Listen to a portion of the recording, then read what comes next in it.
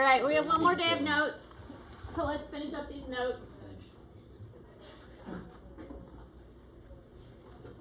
Should have left him on the phone so he could FaceTime in for notes. He said he's on his way. I'm gonna go outside and roll around my golf club and get struck by lightning. Oh no.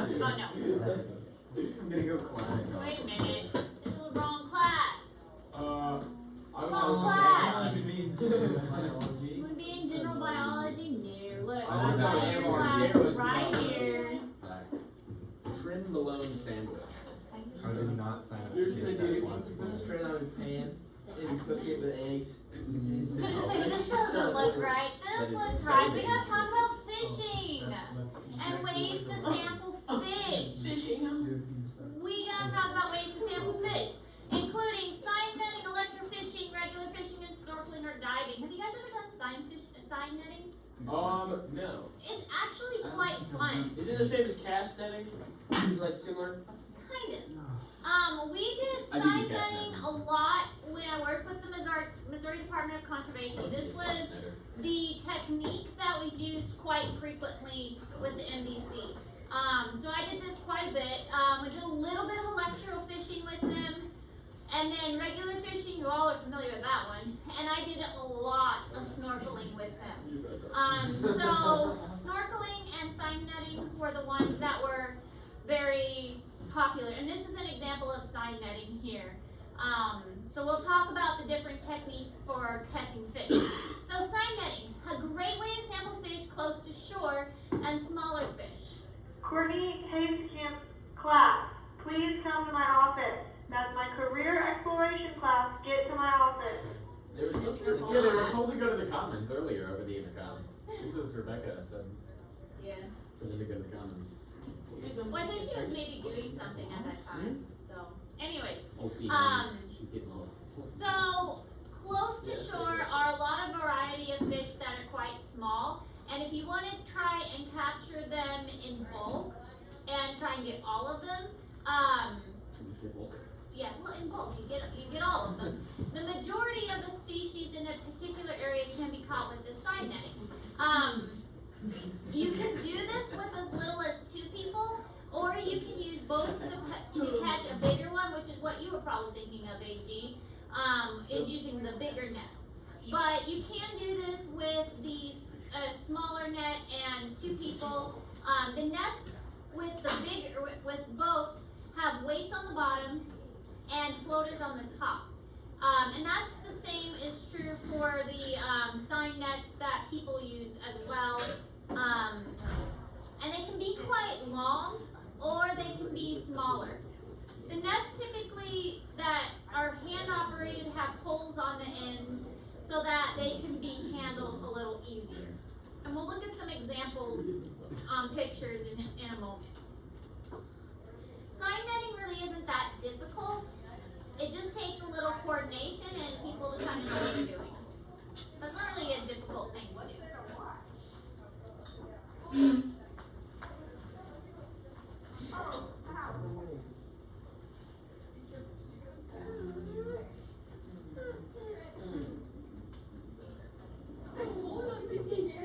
Why is the model like on the floor looking like he's taking notes? I mean, honestly, he pays attention better than the students, so. Didn't want to exchange the students. My counter has turned into one long sofa. That's not It kind of has become that, honestly.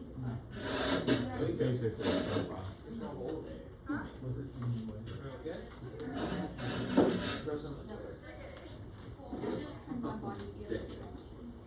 If there's a hole, there's a way. Here comes the rain. Alright. Oh, it's starting to really So down. here's an example of sign netting. You have usually people in waders, and they will have the poles with the floaters on top, and the weights are on the bottom. Now, the way it's done correctly, here he is. Oh my god, the stairs, my girl comes in the back of my truck, can I go move them? This is an important thing. Yeah, I was thinking, I don't want to get rusted. Because I'm fresh. I flew on YouTube yours too? I know. Okay, well, I did. Oh my god, he actually went down there. Yes. For pilot. I can 40 out of 10, I get my pilot license. I can fly people around. I have 1.2 hours an hour. Look at this. You can apply some people there. One of my students, friends. one of the students that I tutored from Boonville, he does have a pilot license. He does. If I do this consistently, I get like my second license. I can get paid for it. By the time I'm 21, I can make $100,000. And he's going to school for Did it cost aviation. him? $100 to do that, but then it costs like $260 an hour after. Yeah, He's going to school for aviation and he's in college that's right what now. they want me to do. Yeah. He's got flew his over- private license. Flew over to school. That's really cool. Did you fly yourself? Like, are you driving? Yeah, I was flying. Then I got my first takeoff. I just gonna land. I'm scared. You did like any flight simulator before this or something? I just went straight to it. He like Let you? $100. Like the guy's like right next to you. Like he'll take control if things go bad, but he very rarely ever takes control. Nice. Anyways, so they let you, you hold the poles diagonal, and the weights need to go all the way to the bottom. By going all the way down to the bottom, it kind of drags along the bottom so it catches any fish. And then you go at an angle and scoot along the bottom. And then if you have a third person, the third person is going to walk this direction and kick up the fish and scare the fish toward the net. So it can be done with two people, but if you have a third, it's very helpful because the third person walks this direction and scares the fish. Now, the other way to do this correctly is if you want to sample this area, you don't just walk this area because you're gonna go and scare the fish away. You're gonna want to like enter over at the side and walk over this way and kind of swoop around back here and then walk up toward the beach. You don't want to just like enter right here because then all the fish are going to be scared away. You're going to enter at the side way over here and walk up to this area. And then have your friend standing over here on the beach and then have your friend walk this way to scare the fish into the net. And that's the most accurate way to sample this particular spot. So they will start walking in, and when you get close to shore, then these two people are going to walk close together and kind of come together and meet in the middle and bring this person, like say the shore's over here, this person is going to kind of swoop in and meet at the shore and drag the net up to the shore to kind of trap all the fish. And it's a really effective way to trap as many fish as possible that are here on the shore. And it's really surprising how many fish you'll actually catch. So this is what the sign net looks like. Here are the weights. This would be at the bottom to make sure it drags along the bottom. And here are the floaters to make sure that this part stays at the top. So you're effectively catching everything that is in that particular area that you want to sample. Now this can be done on a boat as well. So if you have a boat, you would have the floaters on the top and the weights that put it at the bottom. And you drop the net in and then swoop around and drive in a circle. And then you can haul the net in to capture all the fish that are in that area. And this is what some fishermen do, is they would just use the boat method where they drop the net in and have the net kind of surround it and then pull that net in to catch all the fish that are in that area. So it's kind of like the same idea, only just using a boat to go in a circle to surround the fish that are in there and then haul the net in. So sign netting, deeper, move out deeper away from the area you wish to sample so that you're not scaring the fish away. You're going to spread the net out to allow the weights to settle to the bottom and angle the poles along the bottom. And then you're going to slowly walk to the area you do want to sample. If there's a third person, you're going to have the third person walk up the center to scare the fish, and just that third person is just going to make a bunch of noise and scare the fish toward the net. The two people that are holding the poles are going to walk quickly toward the shore. That way the fish don't have a chance to go around the poles. And as they're walking quickly up, they're going to start curving toward each other to encircle the fish. And then if there is not a beach to pull up on, then they're just gonna circle and then pull the poles up out of the water very quickly. I've done this often enough that you can usually see the fish like flopping around inside the net, and then you can sample. Sometimes you get crayfish, sometimes you get other things besides fish. Turtles, we caught a few turtles before. You'll catch, like I said, crayfish, snakes, things like that in the net as well. It's quite fun actually, and it's legal because, legal in the sense that you have to throw it back, but it's not like electrofishing where it's, electrofishing is completely illegal. But this video shows the process in action. And they're just doing it on a beach, and you'll be surprised, they have a large net, so their net is extremely large, so they're gonna catch quite a bit. So you have to keep it down low, otherwise things will come out. So they're keeping it pretty low. Then stand back this way, Joe. Is he stuck in the loop? Ready? Grip. So now they're pulling it up now that they're on shore.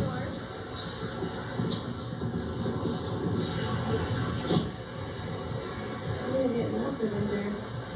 I didn't. You don't think there's not until you get clear in. Seems so. Never seems So so. look at the things they caught just that quick.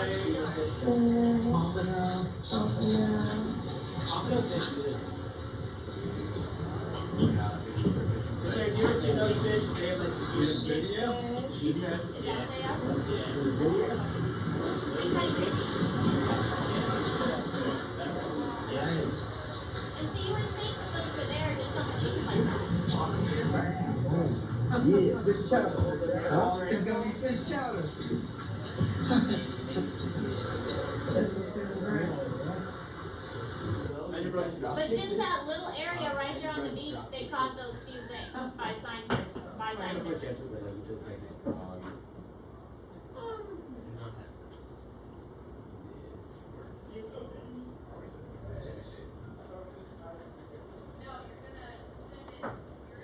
Then electrofishing. We've seen, well, you might not have seen it. I've done several electrofishing in my past. It's quite fun. Every time I've gone electrofishing, I've really had a good time with it because I've never been the one to. There's a pedal, and there's two people that operate the pedal. It's for safety reasons because if somebody falls in, then that person that's falling in is usually off the pedal, so the person doesn't get electrocuted. But there's usually two people that operate the pedals and then several people with nets. I've always been the one with a net.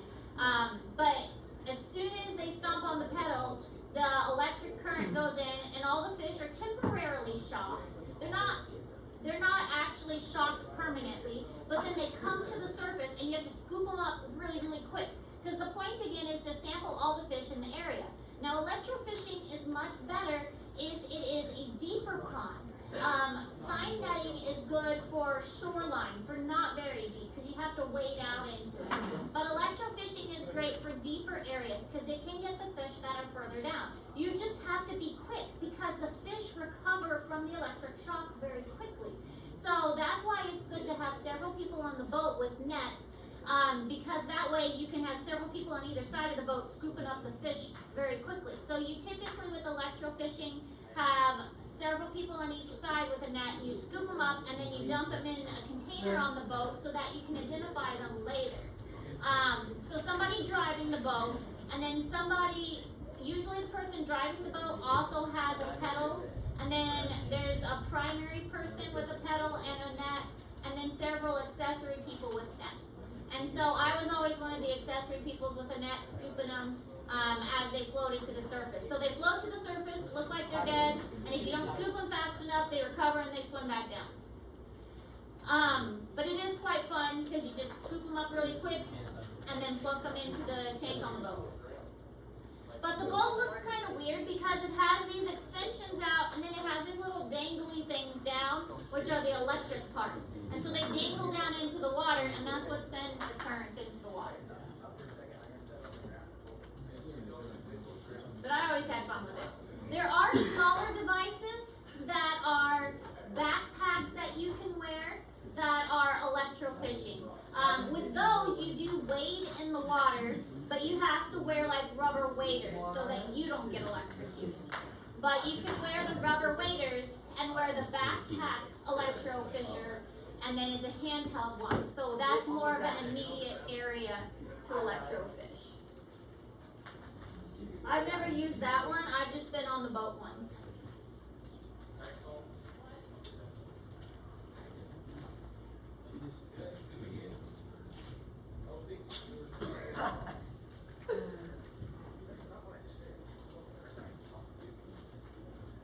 She's clean.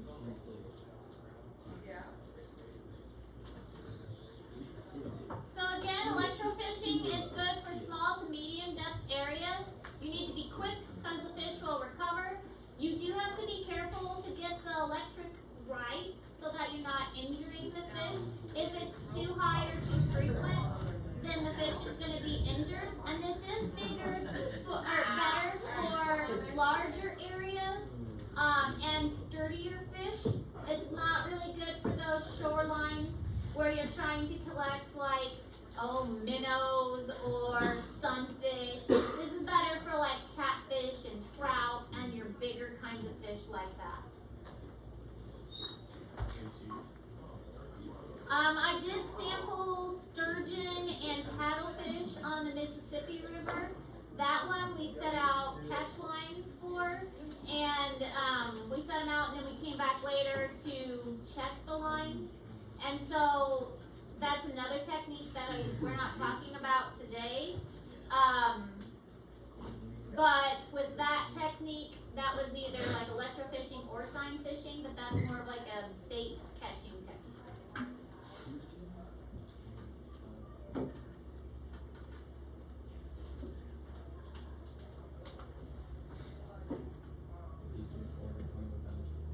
Oh my god.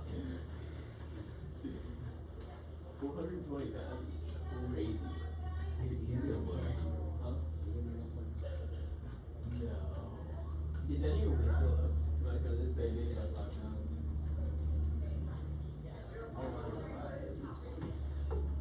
my squat was a 40. December. My effort rate probably like 7. Mine's gonna be about 85. Only my 40s. Not so terrible. And my clean really equals to that. I'm gonna retry. I'm gonna try to get 225. I said 205 minimum. Or did you get 205? You had 210, didn't you? I got 100. Coach still gave me in classes when he goes, what's your back squat? I said 16. He was like, how are you not cleaning 200 pounds? I was like, dude, don't ask me. Because I suck at it. Yeah. So here's an example of electrofishing. We have our guy back here that's steering the boat. We have our 2 people up front who are catching the fish. One of these will also have a pedal because again, 2 people must be operating the pedal in case somebody falls in. Then that means that the pedal is not activated. These are the electro things. So they, again, look kind of weird. They're dangling down and this will electrocute the water. So these 2 with their long poles scooping up the fish as they pop to the surface. This is the backpack shocker. So there's one person here with an electrofisher or a net, and these have also nets, but the backpack shocker, they all are wearing rubber waders, so the current is from the backpack shocker isn't going to be quite as extreme. So their rubber waders are going to protect them from that current. If that wasn't the water, would go down. Probably not, because in this situation, the electrocurrent isn't significant. So it's not super, super strong. And the fish that they're sampling in this kind of stream are not going to be really big fish either. These are more like sunfish kind of fish. So.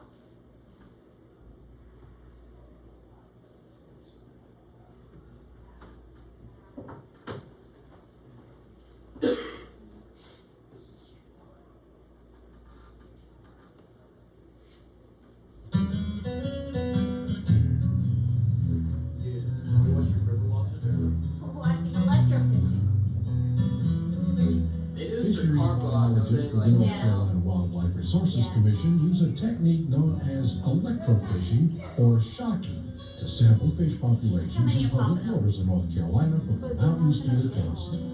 To electrofish, biologists use an electrofishing boat equipped with a generator and a special control box to send electrical current into the water. This current attracts and temporarily stuns the fish so that biologists can capture them easily with nets. They really need more people. To operate an electrofishing boat, 2 people are needed. One person drives the boat, while the other, the dip netter, stands on the bow of the boat with a long-handled net to pick up fish as they are drawn to the electricity. Once in the net, the fish are brought onto the boat and placed in a recovery tank where they stay for a few moments. As the fish recover, biologists take them out of the tank to weigh and measure them. Occasionally, a few scales are taken from the fish to learn more about the fish's age and growth. Sometimes reward tags are placed on the fish. The fish are then released, unharmed, back into the water. Sampling fish with an electrofishing boat is efficient, quick, and relatively safe if conducted properly by trained personnel. All Division of Inland Fisheries biologists have been thoroughly trained in electrofishing procedures and safety considerations. No one should electrofish without proper certified training. Safety measures have been built into the boat to prevent the boat's occupants from being electrocuted accidentally. First and foremost, everyone on the boat is required to wear rubber gloves and rubber boots. They also wear life jackets at all times. The driver and the dip netter have separate foot pedals. Both pedals must be pushed down at the same time to send electrical current into the water. If for some reason the dip netter on the bow of the boat loses his footing and is thrown overboard, the front pedal is released and the electrical circuit is broken before he makes contact with the water. By electrofishing, biologists can find out what's happening underwater without hurting the fish. Electrofishing is an important management tool that biologists use to determine many things about a fish community, such as the number of fish, the types of fish, the age of the fish, and whether the fish are healthy or diseased. Biologists take the information they've gathered from electrofishing to develop management plans that improve fish populations and ultimately fishing opportunities for North Carolina anglers.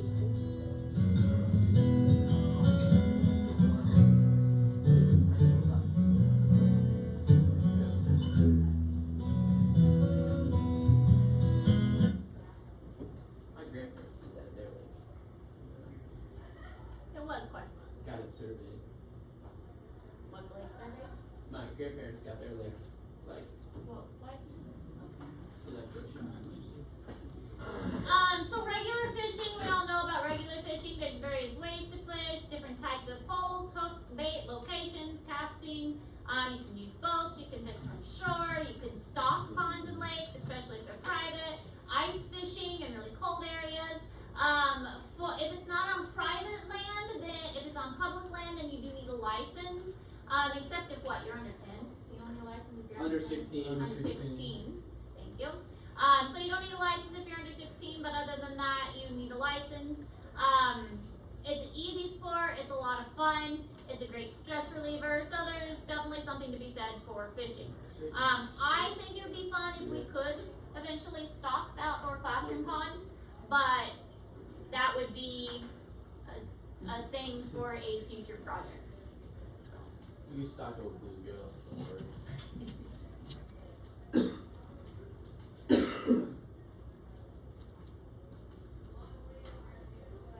Great stress reliever. Actually, fishing makes me hate my life. It makes you what? I'm out there not catching any fish, and I'm like, oh, this sucks. Why am I getting sunburned?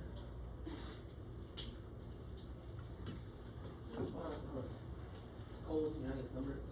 Fish like a tank. Yeah, but you Except turkeys. Apparently turkeys are now not a stress reliever, now they are a source of stress for you. No, I still like turkey hunting. It's just more the mosquitoes that make it terrible. That's true. Mosquitoes and the ticks are getting pretty bad.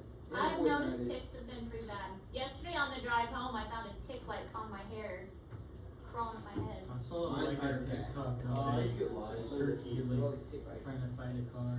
You should get a tick on you. Probably do. It's like super black. I think we should invest in like some small canoes or something. For the other classroom, that would be fun. All the numbers fun. What about Once we like get bow it tie, all like, cleaned you know, up. like field lice? We're working on that. Field.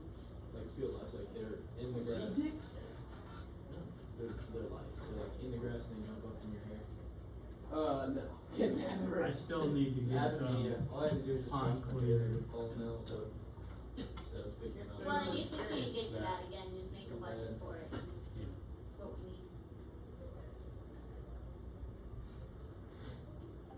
need. If we get all like clean and good whenever I'm not here, you'll have to invite me. Not too bad. You see that dude on TikTok? He's like maybe 16 or 15. He's like in a little lifter. Is it like enter or something? Kind of Matthews. I don't know who he is. I just know he's really good. Then he lifts like insane. He's like number one in the nation for like 135 pound body weight. He's like back squatting 400 pounds, benching 250. I'm sure he's a powerlifter. Yeah, he's about, yeah. But he's like super young powerlifter. Snorkeling or diving, snorkeling is a way to visually sample fish. That you can do it in shallow or deep water. When I worked for the MDC, we snorkeled for endangered fish. So we went down to the Ozarks and the fish we were looking for were in fast moving streams. We actually had to go up against the current of these fast areas, and that was because if we went down, then the water that we disturbed would get all cloudy and murky. So we had to start at the bottom and work up. That way the cloudiness went past us, and we always had clear water to look at. So some of them was so fast it was really hard to snorkel against the current, and I had really good arm muscles by the end of that summer. But snorkeling is a really good way to look at things under the water. Scuba diving, also a good way to do that. Coral reefs are an area of high interest.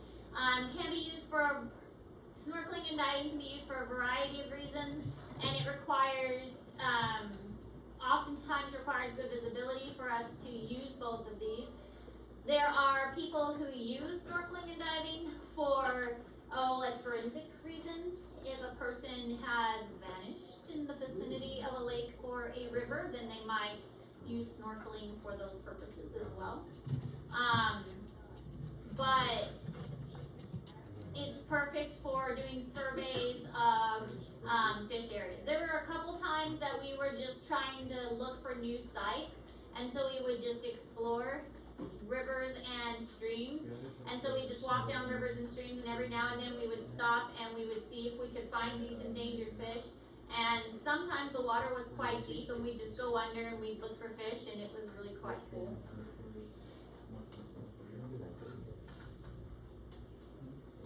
And then a couple times we went canoeing to see if there were endangered fish, so we canoed down these streams and then see if there was a fish that was endangered, and then we get in the canoe and we go again. Just the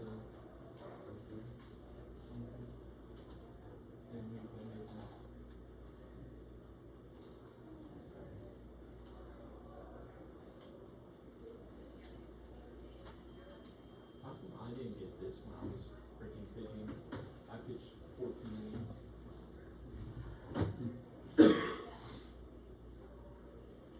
So here's an example. When I worked for the MDC, when I snorkeled, it was more shallow than this. Sometimes the water was so shallow we had to like turn our head to the side.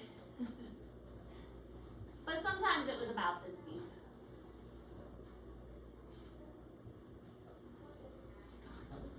What did I see like whole conference at? All compensated.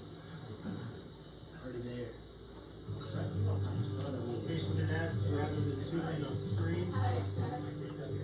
We're in Holly Creek in northeast Georgia. Holly Creek is a tributary of the Conasauga River, and a really cool little fish, the bridle darter, lives here, and we're studying it.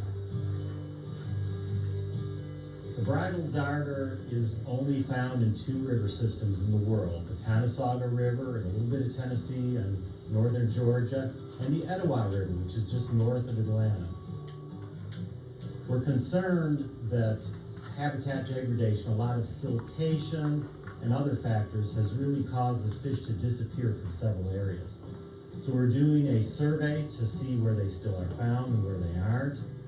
And we're also taking a little snip of their fin and doing population genetics to determine the genetic health of each of these populations. Fish and Wildlife Service did assess the bridal darter for listing several years ago, and they determined at this time it really didn't need listing. But just earlier this year, the population in the Etowah River was described as a new species, the Etowah bridal darter. So now instead of having one species in 2 separate drainages, you have a single species in the Conasauga and another single one in the Etowah. So now that they have a more highly restricted distribution, they're going to be reconsidered in the future for potential listing one or both of these species. Bridal darters, they're very So this is sneaky. them They sampling with dart snorkels. around really quickly. So what we do, and this is really fun, is you get 3 or 4 snorkelers in the river, they spot one, you set a net downstream and they literally herd the fish into the net. So it's more hunting and herding than it is fishing. It's really fun. You never know with this method of catching fish if you're gonna get 3 in a day or 13. And we were really gonna be pretty happy with 5 and very excited if we got 10 today. But it's just past noon and we've already got 7 individuals, so we're really doing well. This is a perfect fall day. It's bright sunshine, a nice breeze. It's just, I have the best job in the world. Folks are able to snorkel around, and if more people got out into the river, I think they would just really get a better understanding of all the cool critters that are just all around us here in the southeastern United States. And hopefully that would inspire more people to get excited about protecting these critters and trying to fight for cleaner water, which is good for humans and good for wildlife. So that's very similar to what I did when I worked for the Missouri Department of Conservation. I did Niangua darters, and we would look for them like that with snorkeling. And we didn't collect them, we just said there's a Niangua darter here and these are the conditions we found it in. Then we would mark their location with GPS and we would say, this is the conditions, these are the other fish in this area. We would also estimate the size of the Niangua darter. And so I did that for about 9 months with the MDC. It was quite fun. It was out in Columbia. I think they still do a similar project with that. So if that's something you're interested in, I think they still do that. And it was in Columbia, so they do internships with it. And I take on high schoolers. Okay. Alright, so that's all the notes. You will be tested over this on Tuesday. So make sure you are ready for that test on Tuesday. Tomorrow will be